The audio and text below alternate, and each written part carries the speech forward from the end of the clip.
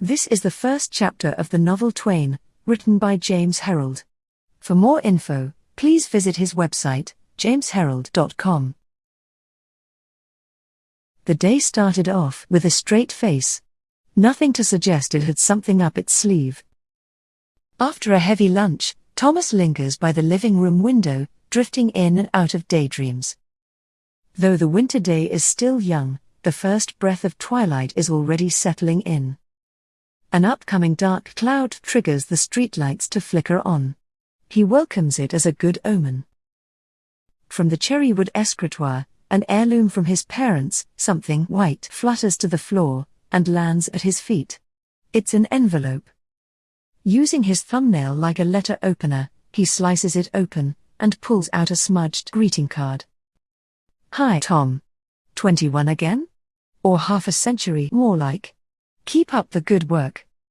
The messy scrawl is unmistakably Harry's, his next-door neighbor. Only then does it strike Thomas that today he has turned 50. Straightening his back, he gazes blankly at the card in his palm, until the phone shakes him out of his reverie. He mumbles a faint "hello," without giving his name though. On the other end comes a deep smoky growl, like the rasping roar of a toothless old lion. "All right, Harry. No, I'm not celebrating today. No, it won't happen any time soon either." Silence.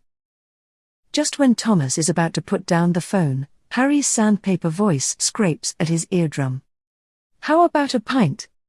Okay, put it in your calendar for the weekend." He stretches and yawns. Recently, birthdays have meant little to him. Since his parents passed away, his calendar has felt like a stack of blank pages. Worse still, he has been unemployed for several years, laid off from the graphic design company to which he had devoted most of his adult life. Seemingly, a decision made on a whim, without even the courtesy of a farewell gathering. He takes his jack, hops on his bike, and heads downtown. The streets bustle with people rushing past the bulging display windows. Some have weary expressions, their necks drawn back, as they juggle Christmas errands, one hand dragging a heavy shopping bag, the other tugging along a reluctant toddler. Thomas has no particular destination in mind. Shivering, he flips up his collar and buries his hands deep in his pockets. He lingers on the pavement, as if waiting for something without knowing what. An odd impulse makes him tilt his gaze upward instead of around. On the facade of a shop hangs a puppet, a mini Santa Claus. Caught in the breeze, it twists helplessly in all directions. At the very instant Thomas is about to look away, it suddenly freezes. Its arm, which moments ago swung aimlessly, now points firmly across the street, unmoved by the tug of the wind. Following its direction, Thomas notices a shop yet unknown to him. There is something about it that draws his attention. On impulse, he decides to follow the sign. From up close, it appears to be an old-fashioned toy store, its window cluttered with a curious assortment of small items. The window dresser must have gone out for lunch in the middle of his work. In the center of the display stands a cardboard castle, guarded by gypsum knights in varying stages of decay, surrounded by antique toys, farm animals, and faded jigsaw puzzles. In the corner is a worn little dollhouse, its paint dulled by time. The whole scene carries an awkward charm that amuses him. He hesitates only a moment before gathering his courage and stepping inside. A coquettish little bell greets him. The counter is unattended, and no staff member appears to be around. Step by step, he shuffles deeper into the store. The old oak floor creaks beneath his feet, slightly uneven, as though it remembers better days. A flood of ancient aromas rises up, whisking him backward in time. Suddenly, he is a child again, spellbound by a world where everything is new, fragile, and full of wonder. All around, shelves and display cases brim with relics. Tin cars and dolls, miniature steam trains, boxes of Meccano, and brightly illustrated children's books featuring well-known fairy tale figures. The farther he wanders, the deeper he slips into this backward journey, savoring each moment as though he had stumbled upon a private treasure trove of memories. A gentle humming voice says, I do see you, but you didn't see me. At first, Thomas imagines a child playing hide and seek behind the boxes. But when he looks closer, he notices a pale brown teddy bear peering at him with winking, beady eyes and a friendly nod. About half a meter tall, it is wedged in a child's safety seat, its paws outstretched, sitting crookedly, as if about to topple at any moment. The bear repeats, I do see you, but you didn't see me. Thomas should feel startled, but by now he is so swept up in this surreal, almost ecstatic haze, that it hardly unsettles him. As a child, he often had made up conversations with his stuffed animals, who, in his imagination, always talked back to him. You didn't see me, did you? But I do see you. For a moment Thomas suspects the bear hides a gramophone record in its belly, one that plays the same phrases on loop. But as though reading his mind, the bear continues, I'm a real teddy. Thomas's eyes widen at the words. He then regains his composure. I guess I have to take your word for it. The bear winks again. Why that timid look? I don't bite. I just sort of sit here. Thomas chuckles. I hear you talking. If you don't mind me asking, could you tell me your name, please? The bear glances upward, as though searching the air for an answer. Gosh, it must have slipped my mind, he confesses after a moment. It's the age thing, isn't it? Perhaps you better come up with a suitable name for me. For a moment, Thomas has the impression the bear is taking the mickey out of him. Don't you have any idea at all, I wonder? Excuse me for asking, isn't everyone given a name at birth? The bear shrugs lightly. One would think so. Getting a name is the least one may expect in life. Dumbfounded, Thomas holds his breath, careful not to break the fragile spell. The bear keeps smiling, the overhead light glinting faintly against his small white teeth. Suddenly his eyes light up. That's right, there's a label on my belly. My name is, Made in Israel. Thomas can't help grinning because of this unexpected turn. Well, that must be where you are from, then. My skin is cotton, filled with real lamb's wool. He tilts his head as if pondering something weighty. Washable. Blow me down. It's been a while since I washed. Thomas now decides to play along. In that case, Cotton seems a decent name for you. Cotton. The bear savors the word like a sip of wine. Well, well. Sounds good. I like it. The load matches the manifest. I'm already feeling much better. He fixes his gaze on Thomas again. As you already might have noticed, I'm quite fluffy. Just touch me. Drawn into the bear's magnetic charm, Thomas hesitates only a second, before reaching out to stroke the soft fur. A soothing warmth spreads through his fingertips, sending goosebumps across his back. It unbalances him a little. How is it that you can speak? His tone is harsher than intended, like a stern officer interrogating a suspect. The bear nods in his direction. Toy animals only speak for the attentive listener. Obviously, in your case it works, doesn't it? Thomas now crouches down in front of the bear, and gently props him upright. The bear feels warm and alive. Thank you, sir.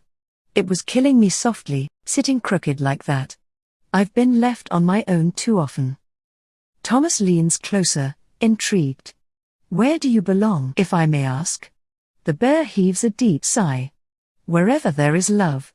But these days, love is rare. So, I just sit and wait. And could you tell me what you're waiting for?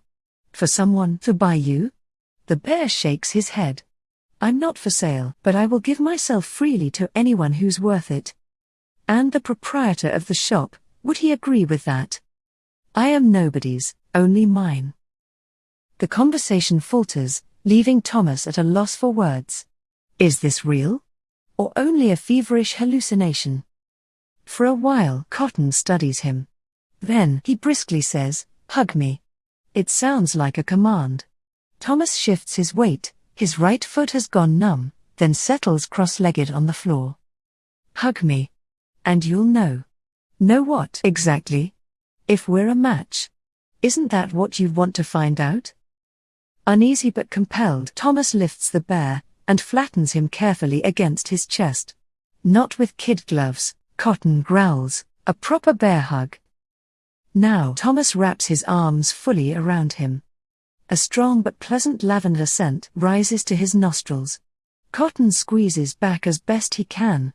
Thomas feels the bear's heartbeat gently pound against his chest, twice as fast as his own. The embrace deepens. A giddy feeling sweeps him away, as if he is floating outside his body. Memories flood in, moments of joy, of sorrow, of childhood fragility. He is once more a baby resting in his mother's arms, then a boy bullied in the schoolyard. His inner resistance gradually crumbles. He gasps, tries to hold himself together, but the tethers of self-control snap one by one. All the disappointments and frustrations stored up over years tumble down like loose packages, spilling across the floor. Then the tears come. Quiet at first, then louder, until he sobs like a child. The last remnants of his composure are being washed away. When the wave finally subsides, Thomas feels as though an invisible hand has wrapped him in a warm blanket. Calm seeps through him drop by drop, blooming into a deep and soothing peace. Reluctantly, their embrace loosens. Cotton slides back into his chair while Thomas struggles to stand on rubbery legs. Blood tingles painfully as it returns to his limbs. Throughout his fumbling, Cotton regards him with an amused sparkle in his eyes. "I want to live with you," once again sounding more like a command than a request. Thomas opens his mouth, but no words come. His throat is parched, his voice gone. At last, he pulls himself together, lifts his shopping bag, and slips Cotton neatly inside. Each step toward the door feels like wading through glue. His hand rests on the latch, hesitating, half expecting a shopkeeper to appear and call him back. But no one comes. Resolutely, he pushes the door open. The bell jingles sharply in his ears, leaving a tingling sensation on his skin. He stops in the middle of the pavement, exhales deeply, and inhales the chilling evening air. Bending over his bicycle, he pedals home with the bag dangling from the handlebars. The wind lashes his face with needles of cold, and once he nearly skids on the slick road. Finally, despite his numb fingers, he successfully turns the key in his front door. He wheels the bicycle into the hall, tosses the bag onto the living room floor, and wrestles his way out of his coat. Then he frees Cotton, and places him carefully on the sofa. In the kitchen, he puts the kettle on. When the tea is ready, he carries it back and sits beside the bear. A single candle flickers, casting the only glow in the darkening room.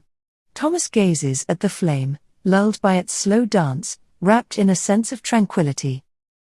Cotton seems to be dozing, but after a moment he murmurs, "Thomas? Yeah? If you ever grow tired of me, you may take me back to the shop, all right?" Thomas frowns. "Tired of you?